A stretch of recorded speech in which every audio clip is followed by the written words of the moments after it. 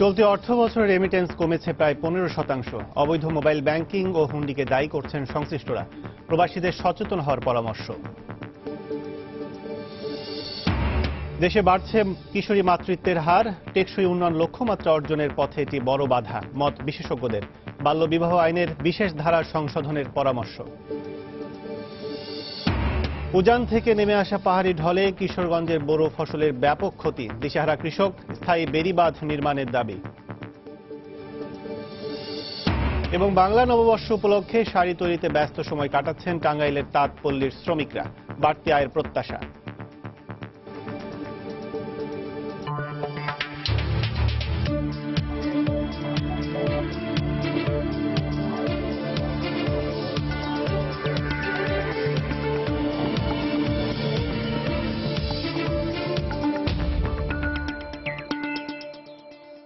দেখছিলেন শিরোনাম। আমন্ত্রণ জানাচ্ছি দেশ ও দেশের বাইরের অর্থ বাণিজ্যের নানা খবর নিয়ে আমাদের নিয়মিত আয়োজন এ সময় বাণিজ্যে। আর আপনাদের সঙ্গে আছি আমি কাজল আব্দুল্লাহ। 2015-16 অর্থ বছরের একই সময়ের তুলনায় চলতি অর্থ বছরে রেমিটেন্সের পরিমাণ কমেছে প্রায় 15%।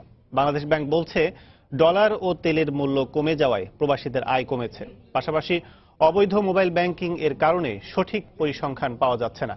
সংকট উত্তরণে মোবাইল ব্যাংকিং কার্যক্রম বৈধ প্রক্রিয়ায় নিয়ে আসা এবং ডলারের বিপরীতে টাকার অবমূল্যায়ন বেশি হওয়া দরকার বলে মনে করেন অর্থনীতিবিদরা। অন্যদিকে হুন্ডি এড়াতে প্রবাসীদের আরও সচেতন হওয়ার পরামর্শ সংশ্লিষ্টদের। বিস্তারিত দেখুন আমার একটি রিপোর্ট। বাংলাদেশ ব্যাংকের পরিসংখ্যান অনুযায়ী শুধু মধ্যপ্রাচ্যে নয়, রেমিটেন্স কমে যাওয়ার প্রভাব পড়েছে ইউরোপ আমেরিকার দেশগুলোতেও। শীর্ষ রেমিটেন্স প্রদানকারী দেশগুলোর প্রায় সবগুলো থেকেই কমছে এর পরিমাণ।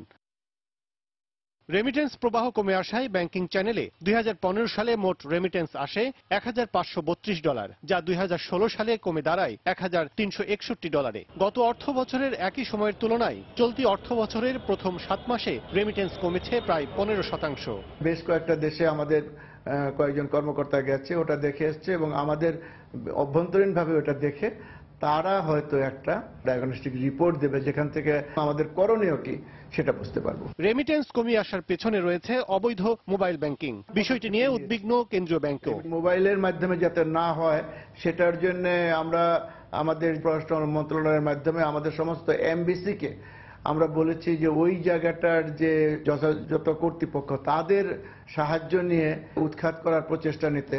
বিশ্বের বিভিন্ন প্রান্তে এক্সচেঞ্জ হাউসের সংখ্যা বাড়ানো এবং প্রবাসীদের আরো সচেতন হয়ে টাকা পাঠানোর পরামর্শ দিয়েছেন সংশ্লিষ্টরা। অন্যদিকে মোবাইল ব্যাংকিং বন্ধ করে নয়, এ প্রক্রিয়াকে ব্যাংকিং চ্যানেলের আওতায় নিয়ে আসার পরামর্শ অর্থনীতিবিদদের। এফসিএল লোগো আছে, এইচএমআরসির নাম্বার আছে, এই নাম্বারগুলো না থাকলে তারা টাকা পাঠাইতে পারবে না। এই জিনিসগুলো আমাদের যারা প্রবাসী আছে তারা যদি লক্ষ্য রাখে, আমার মনে হয় বৈধ পথেই টাকাগুলো আসবে। রিমোট অঞ্চলে আরেকটা ব্যাংকিং খোলার চেয়ে মোবাইল ব্যাংকিং সুবিধা দেবার মাধ্যমে অনেক কম খরচে দ্রুততর সময়ে মোবাইল ব্যাংকিং এই সেবার মাধ্যমে সেটি ভালোভাবে হতে পারে। এই জায়গায় সুষ্ঠু মনিটরিং দরকার যে হুন্ডি সিস্টেমটাকে কিভাবে ফর্মাল চ্যানেলে নিয়ে আসা যায়। সংশ্লিষ্ট দেশগুলোতে অবকাঠামো উন্নয়ন ব্যয় কমে যাওয়ায় শ্রমিকদের কাজের ক্ষেত্র যেমন কমেছে, পাশাপাশি উপার্জনের ওপর করারোপ এবং দৈনন্দিন জীবন ব্যয় বেড়ে যাওয়ায় রেমিটেন্স আয় অনেকটাই কমছে। সেক্ষেত্রে দক্ষ শ্রমিকদের জন্য উচ্চ বেতনের বাজার যেমন খুঁজতে হবে সরকারকে, তেমনি হুন্ডি ব্যবসায়ীদের রোধ করতে হবে বাংলাদেশ ব্যাংকে, এমনটি মনে করছেন গবেষকরা। কাজল আব্দুল্লাহ, সময় সংবাদ, ঢাকা। কিশোরী মাতৃত্বের হারের দিক থেকে গত এক দশকে পৃথিবীর শীর্ষ 3 দেশের মধ্যে রয়েছে বাংলাদেশ, যা টেকসই উন্নয়ন লক্ষ্য এবং মিলেনিয়াম ডেভেলপমেন্ট গোল অর্জনের পথে বড় বাধা বলে মনে করেন বিশেষজ্ঞরা। চিকিৎসকরা মনে করেন, কিশোরী বয়সে মা হলে মা ও সন্তান দুজনেরই স্বাস্থ্য ঝুঁকি থেকে যায়। আর সম্প্রতি বাল্যবিবাহ আইনে বিশেষ ধারা রাখায় কিশোরী মাতৃত্বের হার আরও বাড়বে বলে মত বিশেষজ্ঞদের। তাই এই ধারাটি পুনর্বিবেচনার পরামর্শ তাদের। পারমিতা হিমের রিপোর্ট। তামান্না বয়স কত তা অনুমানও করতে পারেন না। বিয়ের 7 বছরেই সন্তানের সংখ্যা 5। যদিও জন্মানোর পরই অপুষ্টির কারণে মৃত্যুর কোলে ঢলে পড়ে তার প্রথম সন্তান। 2টা ছেলে 2টা মেয়ে, একটা হচ্ছে 6 বছর, আর কিছু 3.5 বছর, আর একটা হচ্ছে 2-2.5 বছর, আর এই হচ্ছে 3 মাস। 3 মাস। নাখালপাড়ার এই বস্তির বাসিন্দাদের প্রায় সব বিবাহিত মেয়েরই বিয়ে হয়েছে শৈশব পার হতে না হতেই। কিশোরী বয়সেই তাদের প্রত্যেকের কোলে 2 থেকে 3টি করে সন্তান। আমার 12-13 বছরে বিয়ে হয়েছে। 10 বছর বয়সে বিয়ে হয়েছে। মেয়ের বয়স হলো ক্লাস 9-এ পড়ে, আর ছেলে 11 বছর বয়স। ছোট ছেলের 8 বছর বয়স। দেশে 15 থেকে 19 বছরের কিশোরীদের মধ্যে প্রজনন হার প্রতি 1000-এ 135 জন, যা পৃথিবীতে সর্বোচ্চ। কিশোরী মাতৃত্বের ক্ষেত্রে সারা বিশ্বে শীর্ষ 10-এ রয়েছে বাংলাদেশ, যা মিলেনিয়াম ডেভেলপমেন্ট গোল পূরণে একটি বড় বাধা। পৃথিবীর যেই 10টা highest adolescent pregnancy rate, Bangladesh তার মধ্যে একটি, এবং প্রায় প্রথম দিকে আর কি। তার নিজের যত্ন নিতেই সে এখনো ঠিকমতো শেখে নাই। সে কি করে তার প্রেগন্যান্সি পিরিয়ডে তার যে বাচ্চার যত্ন নিতে হবে সেই যত্নটা তো সে নিজে শিখবে না। কাজেই মেডিকেল কমপ্লিকেশনসের ঝুঁকি আসবে, ডেলিভারির সময় ঝুঁকি আসবে, এবং ডেলিভারি পরবর্তীতেও সে ঝুঁকির মধ্যে পড়বে। সব সময় সে একটা ক্রনিক ইলহেলথের মধ্যে সেই মেয়েটা সারা জীবনই থেকে যাবে। সম্প্রতি পাশ হওয়া বাল্যবিবাহ নিরোধ আইনের বিশেষ ধারা কিশোরী মাতৃত্বের হার আরও বাড়াবে বলে আশঙ্কা বিশেষজ্ঞদের। তাই সরকারকে আইনটি আবারও বিবেচনার পরামর্শ দিচ্ছেন তারা। WHO যেটা বলছে, UNFPA যেটা বলছে 18 বছরের আগে বিয়ে না, কিন্তু আমরা সেটা বলছি, কিন্তু তার মধ্যে আমরা একটা ফাঁক রেখে দিয়েছি। স্পেশাল সার্কামস্টান্সেস বলে অনেক বিয়েই কিন্তু দেখা যাবে 13, 14, 15 বছরে হয়ে যাচ্ছে। এটা তো কোনো স্ট্যাটিক বিষয় না, তাই না? জনমত কিংবা সরকার যদি মনে করে এটা আবার প্রয়োজনে আবার সংশোধন হবে। আমাদের যারা কমিউনিটি লিডার মহিলারা আছেন তাদেরকে এগিয়ে আসতে হবে এবং তাদেরকেও আমাদেরকে অ্যাওয়্যার করতে হবে। মাতৃমৃত্যু হার, শিশু মৃত্যু হার কমানোর মতো টেকসই উন্নয়ন লক্ষ্য তো বটেই, কিশোরী মাতৃত্বের হার কমানো না গেলে নিয়ন্ত্রণ করা যাবে না দেশের জনসংখ্যা, যা পরিকল্পিত উন্নয়নের জন্য একটি বড় হুমকি। পারমিতা হিন, সময় সংবাদ, ঢাকা। বঙ্গবন্ধু আন্তর্জাতিক সম্মেলন কেন্দ্রে ইন্টার পার্লামেন্টারি ইউনিয়ন IPU সম্মেলনের 4র্থ দিনের অধিবেশন চলছে। এই মুহূর্তে সেখানে আছেন রিপোর্টার ওমর ফারুক। বিস্তারিত জানতে সরাসরি চলে যাচ্ছে তার কাছে। ওমর। কাজল, আপনি জানেন যে এবারের যে সম্মেলন, সেই সম্মেলনের মূল প্রতিপাদ্য হচ্ছে বৈষম্য নিরসন, সবার জন্য মর্যাদা এবং কল্যাণ। এই প্রতিপাদ্যকে কেন্দ্র করে গত কয়েকদিন ধরেই বিতর্ক চলছে এবং আজ এই সম্মেলনের 4র্থ দিন। এই সম্মেলনের 4র্থ দিনে এই মুহূর্তে সম্মেলনের যে মূল হল, তার পাশাপাশি 2টি হলে 2টি বিষয়ে এই সম্মেলনে অংশ নেওয়া সদস্য বা ডেলিগেটরা তারা বিতর্ক করছেন। একটি হচ্ছে যে শিশু এবং কিশোর কিশোরীদের স্বাস্থ্যের বিষয়ে তারা কথা বলছেন, এবং আরেকটি হলে তারা কথা বলছেন SDG বা সাস্টেনেবল ডেভেলপমেন্ট গোল নিয়ে, যে আগামী এবছরই যে UN অ্যাসেম্বলিতে পার্লামেন্টারিয়ান যে কথা বলবেন সেখানে তারা কি বিষয়ের উপরে তারা গুরুত্ব দেবেন সেই বিষয়ে তারা আসলে সেখানে আলোচনা করছেন। তবে আজকের দিনের সবচাইতে গুরুত্বপূর্ণ যেই ঘটনাগুলো সেটি ঘটবে আসলে মধ্যাহ্ন বিরতির পরে। আজই আপনি জানেন যে এই সম্মেলন থেকে আগামীকাল বেশ কিছু বিষয়ে সিদ্ধান্ত নেওয়া হবে, বিশেষ করে যে মূল প্রতিপাদ্য ধরা হয়েছে বৈষম্য নিরসন এবং সবার জন্য মর্যাদা এবং কল্যাণ, সেটি নিশ্চিত করতে বেশ কিছু সমস্যাকে এই এবারের সম্মেলন চিহ্নিত করেছে। এর একটি বিষয় হচ্ছে যে বিভিন্ন যে উন্নয়নশীল দেশ এবং শক্তিশালী দেশগুলোর প্রবণতা রয়েছে যে তারা অনুন্নত দেশ এবং অন্যান্য দেশের বিষয়ে নাক গলান, সে বিষয়ে আজকে যে খসড়া যে প্রস্তাব বা সিদ্ধান্ত সেটি গ্রহণ করা হবে বেলা 2টার সময়। এছাড়াও অর্থনৈতিক উন্নয়নে বিশেষ করে SDGর যে গোল, SDGর যে লক্ষ্যমাত্রা সেটি হাসিল করার জন্য নারীদেরকে অন্তর্ভুক্ত করা, অর্থনৈতিক তৎপরতায় নারীদেরকে কিভাবে অন্তর্ভুক্ত করা যায় সেই বিষয়ে আজকে সিদ্ধান্ত গ্রহণ করা হবে, খসড়া সিদ্ধান্ত নেওয়া হবে, সেটিও হবে মধ্যাহ্ন ভোজের বিরতির পর। এর পাশাপাশি আমরা আরও একটি বিষয় দেখতে পাচ্ছি, সেটি হচ্ছে যে হিউম্যান রাইটস অর্থাৎ মানবাধিকারের প্রশ্নে সংসদ সদস্যরা কি ধরনের ভূমিকা পালন করতে পারেন সে বিষয়েও একটি সিদ্ধান্ত, খসড়া সিদ্ধান্ত নেওয়া হবে। খসড়া সিদ্ধান্তর বিষয়ে সেখানে বিতর্ক হবে এবং এই সকল বিষয়ে কিন্তু আগামীকাল সিদ্ধান্ত গ্রহণ করা হবে। আগামীকাল হচ্ছে সমাপনী দিন, সেই সমাপনী দিনে এগুলো চূড়ান্তভাবে সিদ্ধান্ত গ্রহণ করা হবে। কাজল, আপনি জানেন যে 131টি দেশের 1300-এরও বেশি প্রতিনিধি এবং প্রতিনিধিদের অংশগ্রহণে এই সম্মেলনটি হচ্ছে এবং এই সম্মেলনে ৪৫ জন স্পিকার অংশ নিচ্ছেন, প্রায় ৩৭ জন ডেপুটি স্পিকার অংশ নিচ্ছেন এবং ৪০০রও বেশি সংসদ সদস্য এখানে অংশ নিচ্ছেন এবং অনেকগুলো প্রায় ৪৪টি আন্তর্জাতিক সংস্থা এই সম্মেলনে অংশ নিচ্ছে। এখানে যারা অংশ নিচ্ছেন তারা এবং যারা আয়োজক তারা বলছেন যে বাংলাদেশের ইতিহাসে এত বড় আন্তর্জাতিক সম্মেলন বাংলাদেশ কখনোই আয়োজন করেনি। পৃথিবীতে যতগুলো মর্যাদাবান সংগঠন রয়েছে সেই মর্যাদাবান সংগঠনগুলোর প্রথম শ্রেণীতেই অবস্থান হচ্ছে এই যে সম্মেলনটি হচ্ছে এখানে। সেই সম্মেলনের যে সংগঠন সেই ইন্টার পার্লামেন্টারি ইউনিয়নের একদম শুরুর দিকে এই তার অবস্থান এবং সেই সংগঠনের সম্মেলনটি হচ্ছে বাংলাদেশে আজ তার ৪র্থ দিন এবং এই ৪র্থ দিনের এখনো পর্যন্ত অনেক সুন্দরভাবে এবং আশাপ্রদভাবেই এটি যতটুকু আশা করা হয়েছিল তার চেয়েও বেশি সফলভাবে এটি সম্পন্ন করা যাচ্ছে বলে এখানে যারা আয়োজক তাদের কাছ থেকে আমরা জানতে পেরেছি। এবং আমি বাংলাদেশের সাবেক পররাষ্ট্রমন্ত্রীর সাথে এখানে আসার পরই কথা বলছিলাম, তার সাথে আমার প্রশ্ন ছিল যে এই যে সম্মেলন এই সম্মেলন থেকে আসলে বাংলাদেশ কি অর্জন করতে যাচ্ছে। তিনি আমাদেরকে যেটি বলছেন যে বাংলাদেশের অর্জন দীর্ঘমেয়াদে এবং তাৎক্ষণিকভাবে অর্জন হতে যাচ্ছে। এর একটি হচ্ছে যে তাৎক্ষণিকভাবে যে এই সম্মেলনটি যে বাংলাদেশ সম্পন্ন করতে পারছে সফলভাবে এবং এতগুলো দেশের প্রতিনিধি এতগুলো অঞ্চলের প্রতিনিধিদের অংশগ্রহণে এটি সম্মেলনটি করতে পারছে। এর সফলতার কারণে বাংলাদেশের ভাবমূর্তি বহির্বিশ্বে অনেকটাই বৃদ্ধি পাবে এবং বাংলাদেশের যে সুনাম সেটিও বিশ্বের বিভিন্ন জায়গায় ছড়িয়ে পড়বে বলে তিনি আমাদেরকে বলছেন।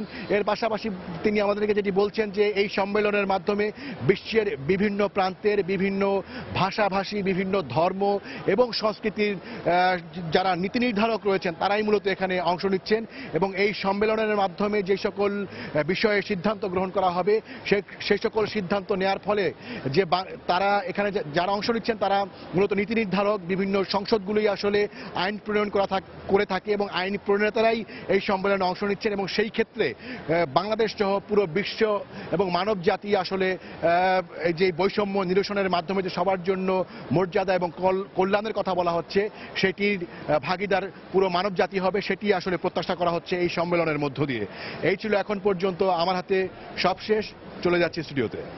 সরকারের বিভিন্ন উন্নয়ন প্রকল্পে ভূমি অধিগ্রহণের ক্ষেত্রে ৩ গুণ ও বেসরকারি উন্নয়ন প্রকল্পে ভূমি ব্যবহারের জন্য ৪ গুণ অর্থ জমির মালিককে পরিশোধের বিধান রেখে স্থাবর সম্পত্তি অধিগ্রহণ ও হুকুম দখল আইন ২০১৭ এর খসড়ার চূড়ান্ত অনুমোদন দিয়েছে মন্ত্রিসভা। গতকাল সচিবালয়ে প্রধানমন্ত্রী শেখ হাসিনার সভাপতিত্বে অনুষ্ঠিত মন্ত্রিপরিষদ বৈঠকে এই সিদ্ধান্ত নেওয়া হয়। নতুন আইন অনুযায়ী জনস্বার্থে একান্ত অপরিহার্য হলে স্থানান্তর বা পুনর্নির্মাণ সাপেক্ষে ধর্মীয় উপাসনালয় অধিগ্রহণও করা যাবে। দেশের আইন অনুযায়ী জনসাধারণের কল্যাণের লক্ষ্যে উন্নয়ন প্রকল্প বাস্তবায়ন করতে সরকারকে অধিকাংশ সময়ই অধিগ্রহণ করতে হয় সাধারণ জনগণের ভূমি, আর এক্ষেত্রে নানা ঝামেলা ও জটিলতা সৃষ্টি হতো বিভিন্ন সময়ে। ১৯৮২ সালে নীতিমালা দিয়ে পুরো বিষয়টি পরিচালিত হলেও পুরনো অধ্যাদেশে বেশ কিছু বিষয় সংযোজন করে স্থাবর সম্পত্তি অধিগ্রহণ ও হুকুম দখল আইন ২০১৭ এর খসড়ায় চূড়ান্ত অনুমোদন দিয়েছে সরকার। সোমবার সকালে সচিবালয়ে প্রধানমন্ত্রী শেখ হাসিনার সভাপতিত্বে মন্ত্রিসভার নিয়মিত বৈঠকে নতুন এই আইনটিতে অনুমোদন দেয় নীতি নির্ধারকরা। বৈঠক শেষে মন্ত্রিপরিষদ সচিব সাংবাদিকদের জানান, সদ্য প্রণীত বিধি অনুযায়ী সরকারি কোনো কাজে কারো ভূমি অধিগ্রহণ করা হলে জমির দাম ৩ গুণ এবং বেসরকারি প্রকল্পের ক্ষেত্রে ৪ গুণ অর্থ ভূমির মালিককে পরিশোধ করতে হবে। এই অধিগ্রহণটা বাজার দর যেটা তার অতিরিক্ত ২০০ ভাগ, অর্থাৎ ১ কোটি হলে আরো ২ কোটি যুক্ত ৩ কোটি হবে। এখানে বেসরকারি প্রতিষ্ঠানও অধিগ্রহণ করতে পারে, কিন্তু তাদের ক্ষতিপূরণ বেশি দিতে হবে, অতিরিক্ত আরো ৩০০, তার মানে ৪০০ গুণ। ভূমি অধিগ্রহণের ফলে জমির মালিককে ক্ষতিপূরণের অর্থ ৬০ দিনের পরিবর্তে ১২০ দিনের মধ্যে পরিশোধ করা হবে জানিয়ে সচিব বলেন, অধিগ্রহণের ক্ষেত্রে প্রাধান্য পাবে জনস্বার্থ ও উন্নয়ন। একটা প্রভিশন রাখা হয়েছে যে রাস্তার উপর একটা মসজিদ পড়ে গেল, তাহলে এটা এমন যে না অপসারণ করলে রাস্তাটা বাধাগ্রস্ত হচ্ছে, তখন এটাকে সরিয়ে এটাকে রিলোকেট করে মসজিদ পুনর্নির্মাণ করে এই রাস্তাটা পরিষ্কার করা যাবে। এই প্রভিশনটা নতুন করা হয়েছে। ওই আইনের পাশাপাশি নারী ও শিশুর প্রতি সহিংস কোনো আচরণের চিত্রায়ন অথবা ধর্ষণের কোনো দৃশ্যপট চলচ্চিত্রে নিষিদ্ধ করার পাশাপাশি সেন্সর বোর্ডের পরিবর্তে সার্টিফিকেশন বোর্ডের অনুশাসন যোগ করে জাতীয় চলচ্চিত্র নীতিমালার খসড়াতেও অনুমোদন দিয়েছে মন্ত্রিসভা। কোনো অশোভন উক্তি, আচরণ এবং অপরাধীদের কার্যকলাপের কৌশল প্রদর্শন যা অপরাধ সংগঠনের ক্ষেত্রে নতুন পদ্ধতি প্রবর্তন ও মাত্রা আনয়নে সহায়ক হতে পারে এমন দৃশ্যাবলী পরিহার করতে হবে। এছাড়াও ঢাকা কলকাতা যাত্রাপথে নতুন রুট হিসেবে ঢাকা থেকে মাওয়া হয়ে বেনাপোল দিয়ে কলকাতা পর্যন্ত ঢাকা খুলনা কলকাতা রুটেরও অনুমোদন দেয় সরকার। যদি হয় রাস্তাটা কমে যাবে। দেবাশিস রায়, সময় সংবাদ, ঢাকা। এদিকে ক্ষতিপূরণের অর্থপ্রাপ্তি নিশ্চিত করতে নজরদারির তাগিদ দিয়েছেন মানবাধিকার কর্মী সুলতানা কামাল। একই সঙ্গে ক্ষতিগ্রস্তরা এই অর্থ দিয়ে পুনর্বাসিত হচ্ছে কিনা সে বিষয়টিও লক্ষ্য রাখার উপর জোর দিয়েছেন তিনি। সময় সংবাদকে এই কথা বলেন তিনি। যে ক্ষতিপূরণ দেওয়ার কথা আছে সেটাই অনেক সময় তারা পরিশোধ করে না বলে কথা আছে, এবং সেগুলি পর্যবেক্ষণ করা, সেটা ঠিক মতন পরিশোধ হচ্ছে কি হচ্ছে না সেগুলি দেখার মতনও কিন্তু কোনো রকম মেকানিজম নাই, যার ফলে এটা নিয়ে অনেক অভিযোগ রয়েছে। 4 গুণ ক্ষতিপূরণ দেওয়ার কথা বললেও সেই 4 গুণ টাকা হয়তো যারা নেবে জমি তাদের কাছে রয়েছে, কিন্তু যারা জমি হারাবে তারা সেই 4 গুণ টাকা দিয়ে আবার নিজেদের বাসস্থানের সংস্থান করতে পারবে কি পারবে না সেই সমস্ত বিষয়েরও কিন্তু বিবেচনা এখানটায় রয়েছে। আগামী বাজেটে স্থানীয়ভাবে উৎপাদিত শিল্প পণ্যের কাঁচামাল আমদানিতে শুল্ক কমানো এবং আবাসন নির্মাণ, হালকা প্রকৌশল সহ সংশ্লিষ্ট বিভিন্ন খাতের অস্তিত্ব রক্ষায় মূল্য সংযোজন করের হার কমানোর দাবি জানিয়েছেন শিল্প খাতের উদ্যোক্তারা। সেগুনবাগিচায় জাতীয় রাজস্ব বোর্ডের সম্মেলন কক্ষে এনবিআর-এর প্রাক বাজেট আলোচনায় এ দাবি জানান শিল্প উদ্যোক্তারা। সবাই এসএমই ফাউন্ডেশন, কর ও ভ্যাট অব্যাহতির সীমা বাড়ানো এবং আবাসন খাতের ব্যবসায়ীরা বৈধভাবে উপার্জিত অপ্রদর্শিত অর্থ প্রশ্ন ছাড়া বিনিয়োগের সুযোগ সহ ফ্ল্যাট ও প্লট রেজিস্ট্রেশনের কর কমানোর দাবি জানান। এছাড়া বন্ড সুবিধার অপব্যবহার রোধে সমজাতীয় পণ্য আমদানিতে শুল্ক বৈষম্য নিরসন এবং যেসব পণ্য দেশে উৎপাদিত হয় সেগুলো আমদানির ক্ষেত্রে সম্পূরক শুল্ক বহাল রাখার প্রস্তাব করেন বিভিন্ন শিল্প খাতের প্রতিনিধিরা। সভাপতির বক্তব্যে এনবিআর চেয়ারম্যান নজিবুর রহমান বলেন, ব্যবসা ও শিল্প বান্ধব পরিবেশ সৃষ্টির জন্য এনবিআর কাজ করছে। এটা যাতে ফাংশনিং হয়, শুধু আপনার কুটির শিল্প না, কুটির শিল্পের যে সংজ্ঞা আছে, আয়কর আইন এটা প্রণয়ন করব এবং কাস্টমস আইন নতুন যেটা আমরা খসড়া চূড়ান্ত করেছি এটা শীঘ্রই ক্যাবিনেটের অ্যাপ্রুভেল নিয়ে আমরা মহান সংসদে উপস্থাপন করব। আপনাদের জন্য সারা দেশে ব্যবসা এবং শিল্পবান্ধব পরিবেশ তৈরি হচ্ছে। জাতীয় রাজস্ব বোর্ড আপনাদের সাথে আছে। বাংলাদেশের খাদ্য, পুষ্টি ও স্বাস্থ্য খাত সম্পর্কিত সরকারি প্রকল্পে আরো তদারকি ও সুষ্ঠু সমন্বয় চায় জাতিসংঘ। গতকাল আগারগাঁওয়ে পরিকল্পনা মন্ত্রণালয়ে মন্ত্রী আ.হ.ম মোস্তফা কামালের সাথে সাক্ষাৎ করে এসব বিষয়ে আলোচনা করেন জাতিসংঘের সহকারী মহাসচিব গার্ডা ভারবার্গ। এ সময় বাংলাদেশের স্বাস্থ্য ও পুষ্টি খাতে গতি আনতে এবং কার্যক্রম সুষ্ঠুভাবে পরিচালনায় বেসরকারি খাতকে সম্পৃক্ত করার কথাও বলেন জাতিসংঘের পুষ্টি বিষয়ক কার্যক্রমের এই সমন্বয়ক। সেই সঙ্গে টেকসই উন্নয়ন লক্ষ্যমাত্রা উন্নয়ন বাস্তবায়নে অনেক চ্যালেঞ্জ মোকাবেলা করতে হবে বলেও উল্লেখ করেন তিনি। এ সময় পরিকল্পনা মন্ত্রী দেশের মাতৃ স্বাস্থ্য উন্নয়ন, শিশু মৃত্যুর হার কমানো সহ এসডিজি অর্জনে সরকারের নানা কার্যক্রম তুলে ধরেন। চ্যালেঞ্জেসগুলো যেগুলো বলছে সেটা হলো যে ওয়েল কোঅর্ডিনেটেড অ্যাপ্রোচ থাকতে হবে, যাতে করে কোনো মিসম্যাচ কোথাও না হয়, ডিস্টরশন কোথাও না হয়। স্বাস্থ্য মন্ত্রণালয় একা পারবে না, স্বাস্থ্য মন্ত্রণালয়ের সাথে আমাদের প্রাইভেট সেক্টরকে সম্পৃক্ত করতে হবে এবং স্বাস্থ্য মন্ত্রণালয়ের ভিতরেও যে সমস্ত আমাদের যে যারা এটা ডেলিভার করবেন তাদের সবাইকে সম্পৃক্ত করতে হবে। অনলাইনে কেনাকাটা বাড়ানোর ক্ষেত্রে ক্রেতার আস্থা ধরে রাখাকেই বড় চ্যালেঞ্জ হিসেবে দেখছেন ই কমার্স ব্যবসায়ীরা। গতকাল রাজধানীর এক রেস্টুরেন্টে অনলাইনে কেনাকাটা নিয়ে আয়োজিত এক অনুষ্ঠানে একথা বলেন দারাজ.com-এর ব্যবস্থাপনা পরিচালক বেঞ্জামিন দে ফুসিয়ার। এ সময় ই কমার্স ব্যবসার জন্য বাংলাদেশে অনেক বড় সম্ভাবনা রয়েছে, তবে পণ্য পৌঁছে দেওয়ার ক্ষেত্রে অবকাঠামোগত দুর্বলতা রয়েছে বলেও জানান আলোচকরা।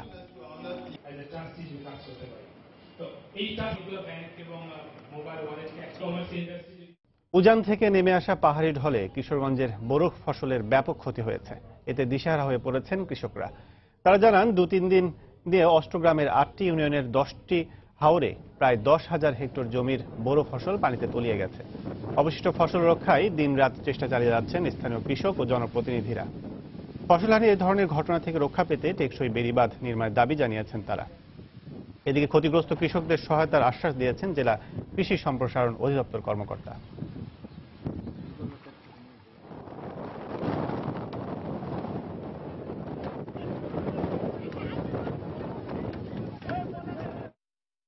পঁচিশ একর জমি বুড়ো ফসল লাগাইছি, সবগুলি পানির তলায় চলে গেছে।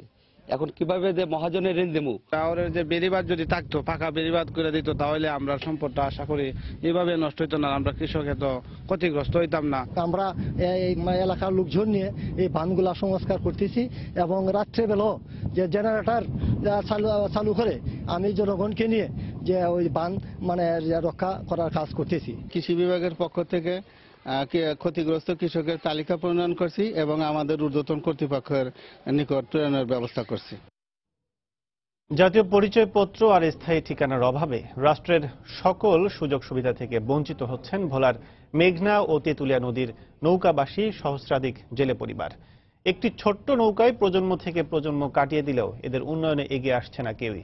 অনেকটা নিজ দেশেই পরবাসী তারা। শিক্ষা, চিকিৎসা সহ আধুনিক কোনো সুযোগ সুবিধার ছোঁয়া পাননি ভাসমান এসব মানুষ। বংশ পরস্পরায় চলে আসা নৌকা বাড়ি ছেড়ে সমতলে একটু আশ্রয় চান তারা। তবে তাদের উন্নয়নে একটি প্রকল্প গ্রহণের কথা জানায় মৎস্য বিভাগ। নাসিরউদ্দিন লিটনের তথ্য, উৎপল দেবনাথের ছবি নিয়ে ডেস্ক রিপোর্ট। ভোলা সদর উপজেলার মেঘনাপাড়ের জোড়াখালে সারি সারি এই নৌকাগুলোতে ভাসমান জেলেদের বসবাস। ছইতলা 3 তক্তা নৌকাতে এদের ঘরবাড়ি, সংসার। নৌকাতেই জন্ম, বেড়ে ওঠা আর নৌকাতেই মৃত্যু। ছোট নৌকাটি উত্তাল মেঘনা পাড়ি দিয়ে তীরে পৌঁছাতে পারলেও পারে একটি ঘর তোলার সামর্থ্য হয়নি তাদের। এদের জগৎ সংসার বলতে নৌকা আর মেঘনা তেঁতুলিয়া নদীর অথই জল। মেঘনার ঢেউ, সমুদ্রের গর্জন আর প্রাকৃতিক দুর্যোগের সাথে লড়াই করে জয়ী হলেও অভাবের কাছে পরাজিত তারা। শিশুরা শৈশবে বই খাতার পরিবর্তে হাতে তুলে নেয় লগি বৈঠা। শিক্ষা, স্বাস্থ্য সহ সমস্যার অন্ত নেই নৌকাবাসীদের। তাই নিরাপদ ভবিষ্যৎ নিশ্চিত করতে সমতলের বাসিন্দা হতে চায় তারা। ডাক্তার নাই, কবিরাজ নাই, কোনো নদীর মই পোলান কোনো পড়ালেখা করতে পারি না। নৌকায় মনে করেন আমাকে অনেকের মৃত্যু হয়ে যায়। মাটি দিতে গেলে অন্য একজনের জমিনে আল্লাহর রাস্তা চাই আমাদেরকে মাটি দিতে হয়। সরকার আমাদের কোনো রকম একটু সহযোগিতা করে। বাপ দাদার হইতে এই একের পর এক আমরা নদীর ভিতরে আছি স্যার। নৌকাবাসীরা মারাত্মক ঝুঁকির মধ্যে রয়েছে উল্লেখ করে তাদের পরিচয় ও বাসস্থান নিশ্চিত করার তাগিদ দিলেন জেলেদের নিয়ে কাজ করা এ বিশেষজ্ঞ। ঠিকানা দিতে হবে, তাদেরকে আইডি কার্ড দিতে হবে এবং পাশাপাশি তারা যেন বিকল্প কর্মসংস্থানের মাধ্যম দিয়ে নিজেদের জীবন জীবিকার মান উন্নয়ন ঘটাতে পারে, সেই বিষয়গুলো সরকারি বেসরকারিভাবে আসলে সবাইকে এগিয়ে আসতে হবে। নদীর পরিবেশ ও প্রতিবেশ রক্ষায় নৌকাবাসী জেলেদের তালিকাভুক্ত করে সুযোগ সুবিধা প্রদানের দাবি এ উন্নয়ন কর্মীর। সরকারি যে সুযোগ সুবিধাগুলো আছে এগুলো প্রদান করা উচিত এবং তাদেরকে নির্দিষ্ট একটা জায়গায় তাদেরকে অবস্থানের জন্য জায়গা করা উচিত। অবশ্য ভাসমান জেলেদের জন্য পুনর্বাসনে প্রকল্প গ্রহণের পাশাপাশি রাষ্ট্রীয় সুযোগ সুবিধার আওতায় আনার কথা জানালেন মৎস্য কর্মকর্তা। যে কোনো একটা ইউনিয়নের বাসিন্দা হয়ে সেখান থেকে যদি একটা ন্যাশনাল আইডি কার্ড করতে পারে, জেলেদের যে সহায়তা দেওয়া হয় সেটার ভিতর আমরা তাদেরকে অন্তর্ভুক্ত করতে পারবো। বেসরকারি সংস্থার তথ্য অনুযায়ী জেলার 20টি ঘাটের সহস্রাধিক নৌকায় প্রায় 5000 নৌকাবাসী জেলে রয়েছেন। সময় সংবাদ, ভোলা। বাংলা নববর্ষ উপলক্ষে শাড়ি তৈরিতে ব্যস্ত সময় কাটাচ্ছেন টাঙ্গাইলের দেলদুয়ারের তাঁতপল্লীর শ্রমিকরা। বাড়তি আয়ের আশায় দিনরাত কাজ করছেন তারা। পয়লা বৈশাখে বাঙালির পছন্দের শাড়ি কিনতে ক্রেতাদের ভিড় বাড়ছে দোকান, শপিং মলে। তাঁত মালিকরা বলছেন বছরের এই সময় চাহিদা বাড়তি থাকায় লাভের আশাও থাকে বেশি। কাদির তালুকদারের তথ্য ও রাশেদ খানের ছবি নিয়ে ডেস্ক রিপোর্ট। চিরচেনা তাঁতের শব্দ, খটখট শব্দে এখন মুখরিত টাঙ্গাইলের পাথরাইলের গোটা তাঁতপল্লী। কেউ বুনছেন বাহারি রঙের শাড়ি, কেউ শাড়ির গায়ে তুলছেন বাহারি নকশা। বাঙালি ঐতিহ্যের প্রধান উৎসব পহেলা বৈশাখকে সামনে রেখে ব্যস্ততা এখন দিনরাত বিরামহীন। উৎসবকে রাঙিয়ে তুলতে তাদের নিপুণ হাতে তৈরি হচ্ছে শতাধিক ডিজাইনের দৃষ্টিনন্দন শাড়ি। সবচেয়ে বেশি তৈরি হচ্ছে সিল্ক, বেনারসি, জামদানি, তসর ও বালুচুরি। বেশি বেশি কাজ করতে যে জন্য যে সামনে বৈশাখ মাস বাড়িতে যাবো, হয়তো বউ বাচ্চা নিয়ে কিছু আনন্দ করবো, এই কারণে বৈশাখের বেচাকেনা ভালো হবে, আমাদেরও টাকা বেশি হবে। অস্বাভাবিক পরিশ্রম করতেছি, সকাল 6টা থেকে রাত 10টা ডিউটি করি। এরই মধ্যে প্রতিদিন দেশের বিভিন্ন জেলা থেকে পাইকারদের পাশাপাশি খুচরা ক্রেতারাও শাড়ি কিনতে ভিড় করছেন দোকানগুলোতে। শাড়ির কালার, শাড়ির ডিজাইন সবগুলো আমাদের রুচির সাথে খুব মিলে যায় আর কি, সেজন্য এখান থেকে কেনা হয়। দাম একটু ভালোই, মোটামুটি একটু ভালোই আছে। আমাদের চেয়েও কম দামে ভারতীয় শাড়িগুলা আসছে, কিন্তু সেগুলা ব্যবহার করে মানুষ আরাম পায় না বিধায়ী আমাদের টাঙ্গাইল শাড়ির প্রতি ঝোঁকটা বেশি। বৈশাখ উপলক্ষে কাজের চাপ বাড়লেও কাঙ্ক্ষিত মজুরি না পাওয়ার অভিযোগ শ্রমিকদের। আর গতানুগতিকভাবে তাঁত মালিকরা জানালেন নানা সমস্যার কথা। যে আমরা পরিশ্রম করি সেই পরিশ্রম অনুযায়ী আমরা টাকা পয়সা মনে করেন ততটুকু পাই না আর কি। ইন্ডিয়ান শাড়িগুলি ওপেন হয়ে গেছে, এত সরাসরি এরকম হয়ে গেলে তো আমাদের জন্য প্রবলেম। 1000 টাকা মজুরি হয়, তার 800 টাকা তো কারিগরি দিন লাগে। টাঙ্গাইল জেলায় ছোট বড় মিলিয়ে 64,000 তাঁতে প্রায় 1.5 লাখ শ্রমিক কাজ করছেন। সময় সংবাদ, টাঙ্গাইল। হিলিতে অভিযান চালিয়ে আমদানি নিষিদ্ধ বিপুল পরিমাণ ভারতীয় ওষুধ উদ্ধার করেছে বর্ডার গার্ড বাংলাদেশ বিজিবি। ভোরে সীমান্তের পাইকপাড়া এলাকা থেকে ওষুধগুলো উদ্ধার করা হয়। বিজিবি জানায়, ভারত থেকে চোরাই পথে নিষিদ্ধ ওষুধ আমদানির খবর পেয়ে অভিযান চালানো হয়। এ সময় সেখানে থাকা 7,20,000 পিস ট্যাবলেট উদ্ধার করা হয়। পরে ওষুধগুলো হিলি শুল্ক গুদামে জমা দেওয়া হয় বলে জানায় বিজিবি। তবে এই ঘটনায় তারা কাউকে আটক করতে পারেনি।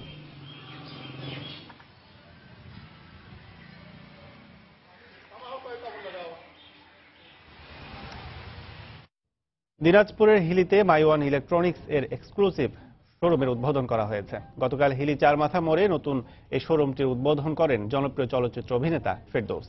এ সময় মাইওয়ান ইলেকট্রনিক্স এর মহাব্যবস্থাপক মঞ্জুর আলম সহ প্রতিষ্ঠানটির অন্যান্য কর্মকর্তা উপস্থিত ছিলেন।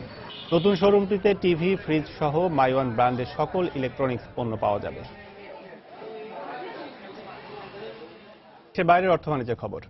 ভয়াবহ খাদ্য সংকটের মুখে পড়েছে আফ্রিকার 3 দেশ, সুদান, সোমালিয়া ও নাইজেরিয়া। একই পরিস্থিতি যুদ্ধপীড়িত দেশ ইয়েমেনেও। জাতিসংঘের সবশেষ তথ্য অনুযায়ী ওই 4 দেশে 3 কোটি মানুষ ভয়াবহ খাদ্য সংকটে রয়েছে। এছাড়া দুর্ভিক্ষজনিত মৃত্যু ঝুঁকিতে রয়েছেন 1 কোটি মানুষ। বিশ্লেষকরা মনে করছেন, এই খাদ্য সংকটের কারণ প্রাকৃতিক নয়, বরং মানুষের সৃষ্টি। এই দৃশ্য দক্ষিণ সুদানের দুর্ভিক্ষ পীড়িত মানুষের মাঝে আন্তর্জাতিক রেড ক্রিসেন্টের ত্রাণ সরবরাহের। দেশটির ইউনিটি স্টেটের 2টি কাউন্টিতে আনুষ্ঠানিকভাবে দুর্ভিক্ষ ঘোষণার পর খাদ্যাভাবে দিন পার করা এলাকার মানুষের মাঝে বিমান ও হেলিকপ্টার থেকে ত্রাণ ফেলা হয়। জাতিসংঘের তথ্য মতে দক্ষিণ সুদানের 1 লাখ মানুষ খাদ্যাভাবের মধ্যে রয়েছে, আরও 1 লাখ দুর্ভিক্ষের দ্বার প্রান্তে। এছাড়া 40 লাখ লোকের জরুরি খাদ্য, কৃষি ও পুষ্টি সহায়তা প্রয়োজন। আমাদের কাছে কোনো ধরনের খাবার নেই, এখন শুধু বিমান থেকে যা ফেলে দেওয়া হচ্ছে তা দিয়েই দিন পার করছি। আমরা গেল 1 মাস ধরে এখানে খাদ্য সরবরাহ করছি, তবে এ সহায়তা যথেষ্ট নয়, আরো প্রচুর পরিমাণ ত্রাণ প্রয়োজন। এখানে খাবারের পাশাপাশি কৃষি সরঞ্জামও প্রয়োজন।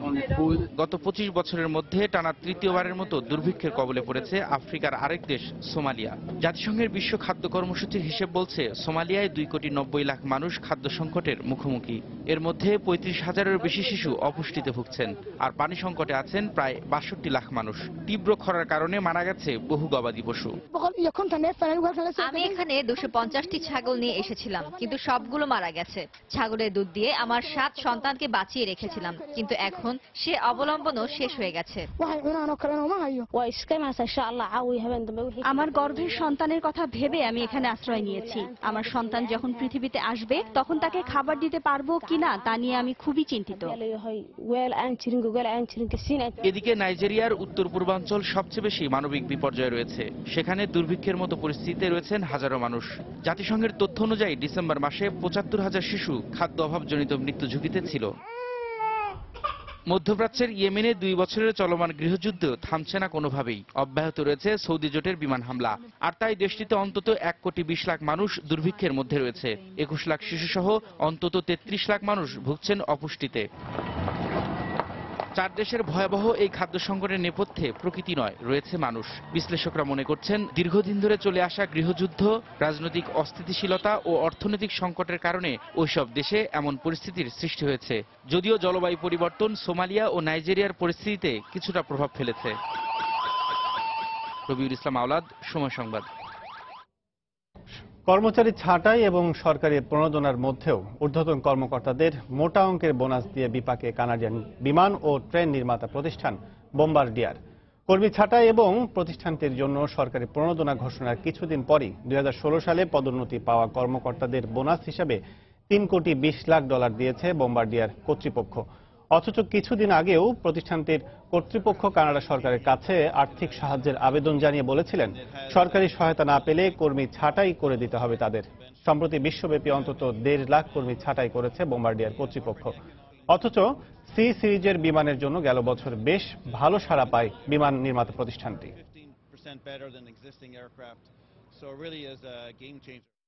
পরীক্ষামূলকভাবে যাত্রা শুরু করেছে মার্কিন বিমান নির্মাতা প্রতিষ্ঠান বোয়িং এর নতুন এবং বৃহত্তম ড্রিম লাইনার জেট 787-10। শুক্রবার $31,30,00,000 মূল্যের এই হাইটেক বিমানের পরীক্ষামূলক উড্ডয়ন সম্পূর্ণ হয়। বিশ্ববাজারে বোয়িং এর যাত্রীবাহী জাম্বো জেটের বিক্রি বাড়াতেই নতুন এই বিমান তৈরি করছে প্রতিষ্ঠানটি। বোয়িং এর সাউথ ক্যারোলাইনার নর্থ চার্লসটনে তৈরি হচ্ছে এই বিমান। ওয়াশিংটনের বাইরে বোয়িং এর একমাত্র ফ্যাক্টরি এটি।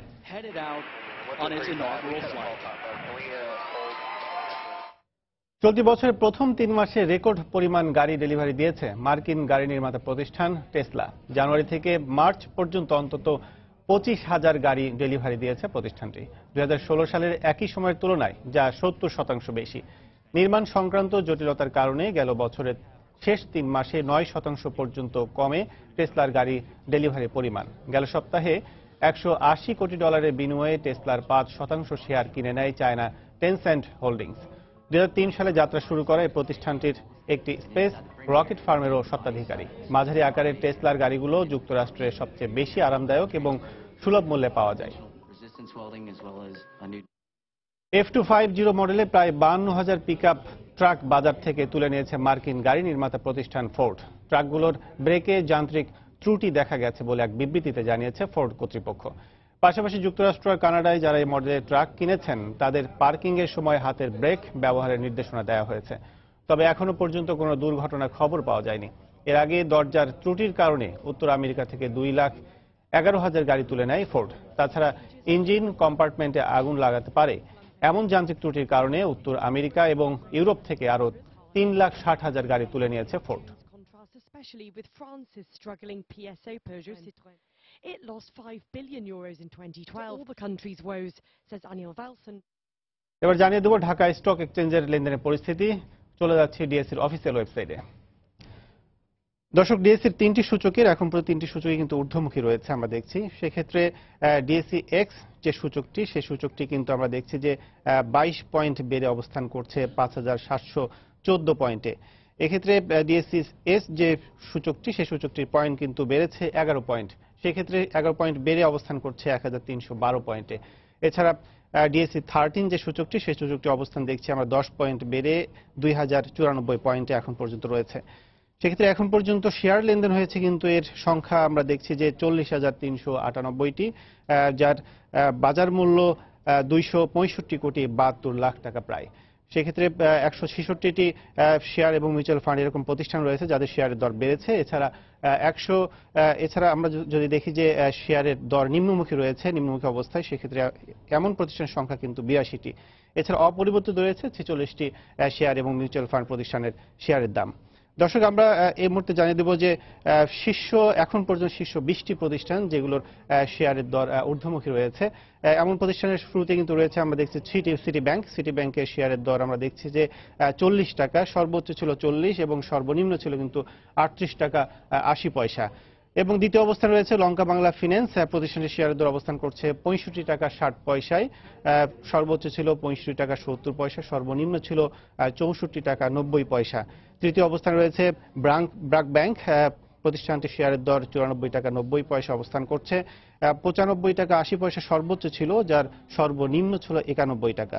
4 নম্বর অবস্থানে রয়েছে লাফার্জ সুরমা, প্রতিষ্ঠানটির শেয়ার মূল্য এখন দাঁড়িয়েছে 75 টাকা 70 পয়সায়, যার সর্বোচ্চ ছিল 76 টাকা 10 পয়সা এবং সর্বনিম্ন ছিল দেখছি আমরা 74 টাকা 10 পয়সায়।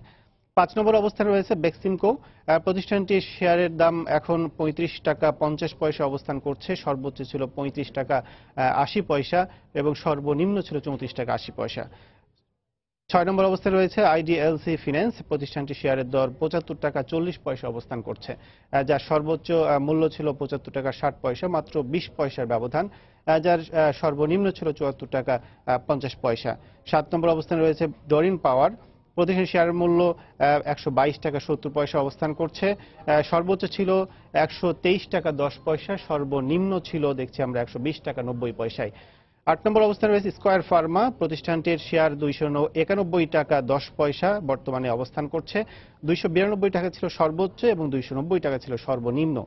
নবম অবস্থানে রয়েছে বেক্সিম ফার্মা। প্রতিষ্ঠানটির শেয়ারের দর 114 টাকা 80 পয়সা অবস্থান করছে, 115 টাকা 30 পয়সা যার সর্বোচ্চ মূল্য ছিল এবং সর্বনিম্ন দেখছি আমরা 113 টাকা 90 পয়সা ছিল। 10 অবস্থানে রয়েছে একমি ল্যাবরেটরিজ। প্রতিষ্ঠানটির শেয়ারের দাম অবস্থান করছে 117 টাকা 10 পয়সা, যার সর্বোচ্চ ছিল 117 টাকা 80 পয়সা, মাত্র যদি আমরা দেখি যে ব্যবধান এখানে 70 পয়সা, সর্বনিম্ন ছিল 116 টাকা 50 পয়সায়। 11তম অবস্থানে রয়েছে সেন্ট্রাল ফার্মা। প্রতিষ্ঠানটি শেয়ারের দর 31 টাকা 30 পয়সা অবস্থান করছে, সর্বোচ্চ ছিল 31 টাকা 60 পয়সা, সর্বনিম্ন ছিল 30 টাকা 20 পয়সা। এছাড়া 12 নম্বর অবস্থানে রয়েছে রিজেন্ট টেক্সটাইল। প্রতিষ্ঠান শেয়ারের দর 22 টাকা 70 পয়সা অবস্থান করছে, সর্বোচ্চ ছিল কিন্তু 23 টাকা এবং সর্বনিম্ন ছিল দেখছি আমরা 22 টাকা 60 পয়সা। দর্শক, এখন পর্যন্ত ডিএসসির এই সর্বশেষ খবর। আবার জানিয়ে দিচ্ছি এই সময় বাণিজ্যের শিরোনামগুলো। চলতি অর্থ বছরের রেমিটেন্স কমেছে প্রায় 15%। অবৈধ মোবাইল ব্যাংকিং ও হুন্ডিকে দায়ী করছেন সংশ্লিষ্টরা। প্রবাসীদের সচেতন হওয়ার পরামর্শ। দেশে বাড়ছে কিশোরী মাতৃত্বের হার, টেকসই উন্নয়ন লক্ষ্যমাত্রা অর্জনের পথে এটি বড় বাধা মত বিশেষজ্ঞদের। বাল্য বিবাহ আইনের বিশেষ ধারার সংশোধনের পরামর্শ। উজান থেকে নেমে আসা পাহাড়ি ঢলে কিশোরগঞ্জে বোরো ফসলের ব্যাপক ক্ষতি, দিশেহারা কৃষক, স্থায়ী বেড়িবাঁধ নির্মাণের দাবি। এবং বাংলা নববর্ষ উপলক্ষে শাড়ি তৈরিতে ব্যস্ত সময় কাটাচ্ছেন টাঙ্গাইলের তাঁতপল্লী শ্রমিকরা, বাড়তি আয়ের প্রত্যাশা।